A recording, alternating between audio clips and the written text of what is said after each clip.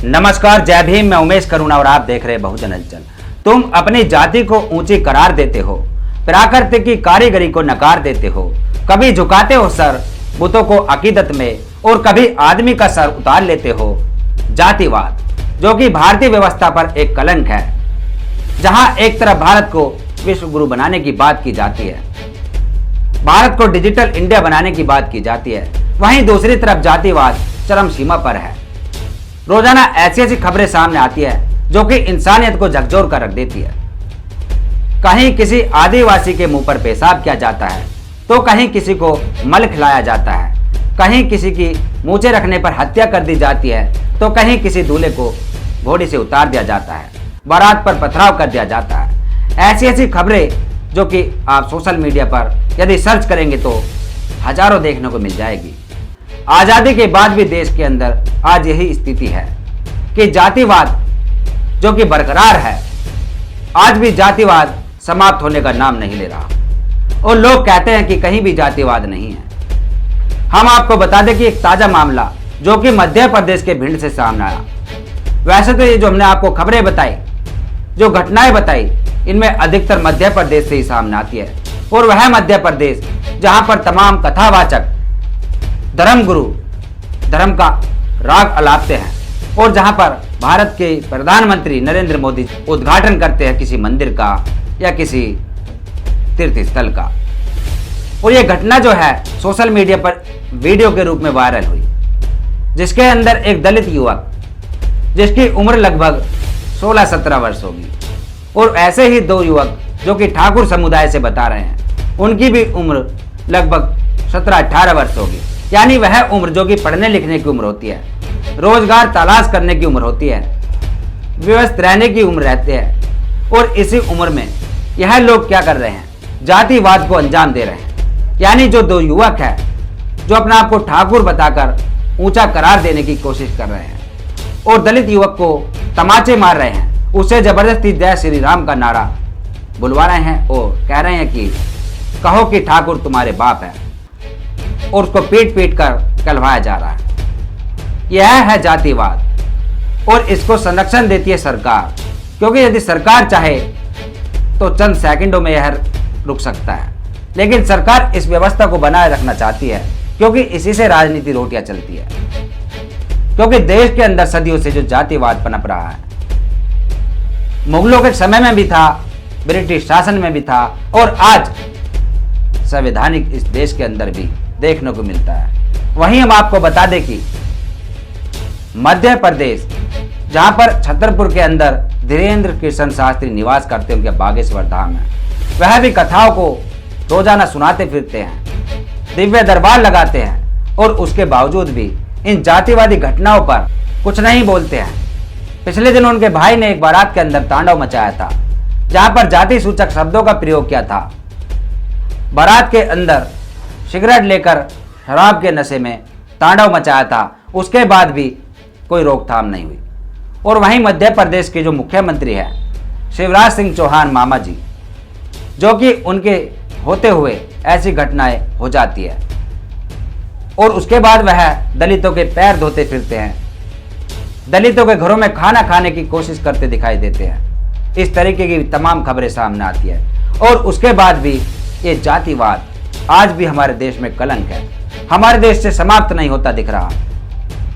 और इसको देखकर ऐसा लगता है कि जो हिंदू राष्ट्र की बात करते हैं, जो हिंदूवादी व्यवस्था की बात करते हैं, यानी उसी मनुस्मृति के दौर में ले जाने की बात करते हैं, वह लोग चाहते यही है कि जातिवाद इसी तरीके से पनपता रहे, ये समाप्त ना हो।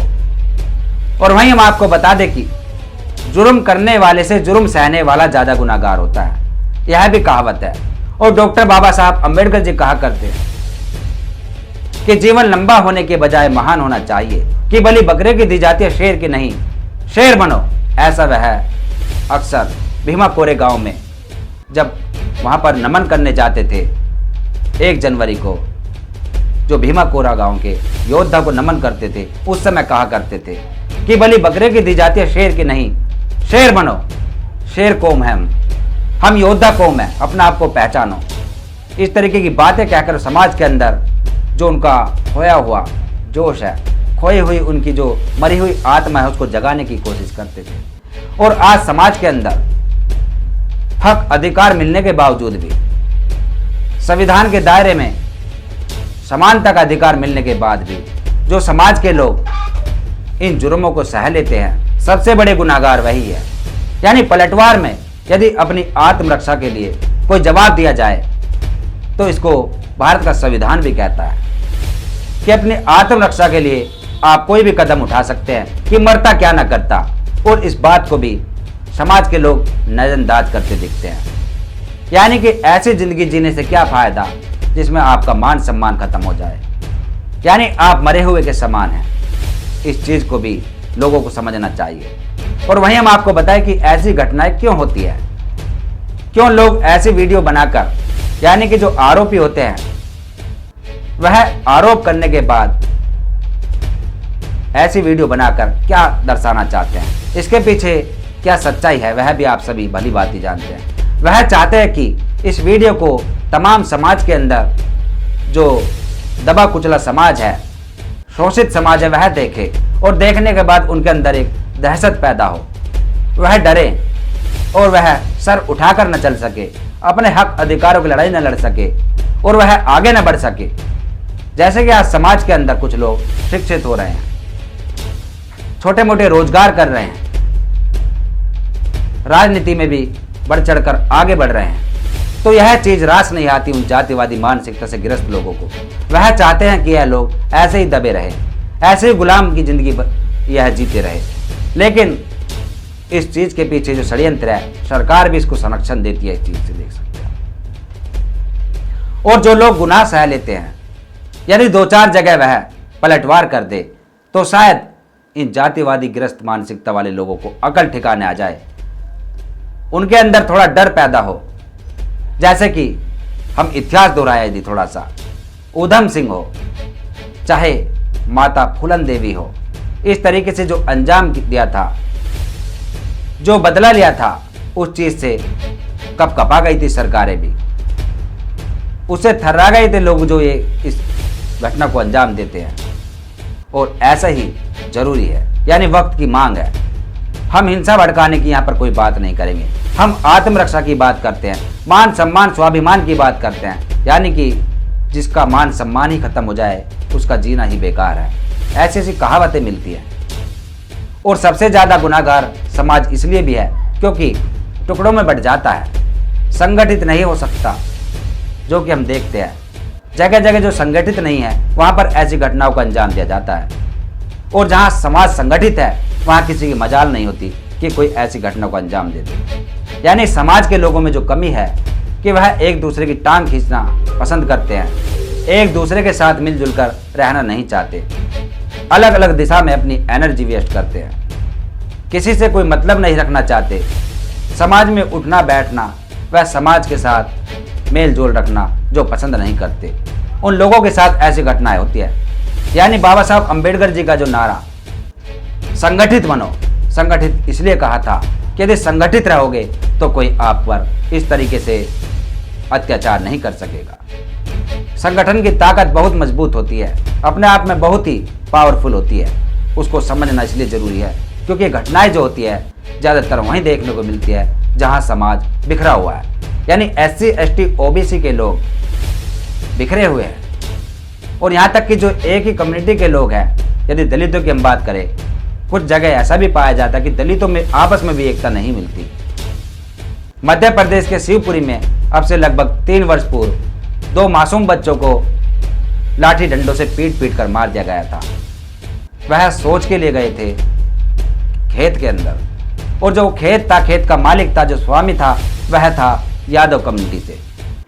उन्होंने कहा था कि भगवान का यही आदेश था कि इन राक्षसों को मार दो, और उसके ऊपर भी हमने कुछ वीडियो बनाई थी, सोशल मीडिया पर सर्च कर सकते हैं। यानी उसके बयान यह थे कि भगवान का आदेश था कि इन राक्षसों को मार दो, पुण्य मिलेगा, और उसने उस घटना को अंजाम दे दिया।